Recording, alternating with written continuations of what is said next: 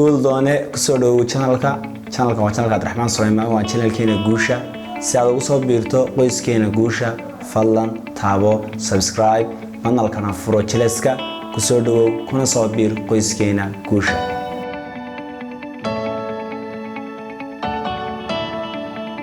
السلام عليكم ورحمة الله وبركاته. أنت وحنا قادرنا مقالكني كبار برنامجكين نولو نولل برنامجكنا نقدر نتحنا صقول دون isniinta iyo jimcaha maanta xalqadeena waxay noqon doontaa saxiibtinimada ma tahay shakhsi ku wareeray saxiibtinimada ma doonaysaa inaad kala garato saxiibkaaga dhabta iyo saxiibkaaga aan dhabtahayn feega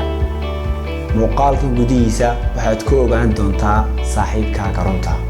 saxiibtinimadu waa hage kugu hagta laba meelood midun in noloshaadu guulaysato inaad noqoto mid nasiib laawa inaad yeelato hal saaxiib oo fake ah oo been ah ayaa ka khatar badan inaad yeelato shan cadow oo run ah saaxiibtinimadu waxay hagtaa noloshaada oo ay ka dhigtaa laba mid guulaysta iyo mid nasiib laawa oo guuldaraysta hadda ka hor waxaan qiso wadaag noqonay gabadh iga warantay qisayda ku dhacday gabadhaas waxa la odhanayay Caasha waxay ahayd gabadh furfuran asxaab badan sidoo kale waxay ahayd gabadh asxaabteedu aad iyo aad u badan yihiin gabadhii waxa ku dhacay xanuun way xanuunsatay isbitaalka ayay jiifsatay kadib waxay u dhaxaysay isbitaalka iyo kaniifka nacam gabadhii ma awoodi karin inay socoto ma awoodi karin inay iskool dhigto ma awoodi karin inay asxaabteeda la kulanto gabadhaasi asxaabteedii faraha badnayd markay xanuunsatay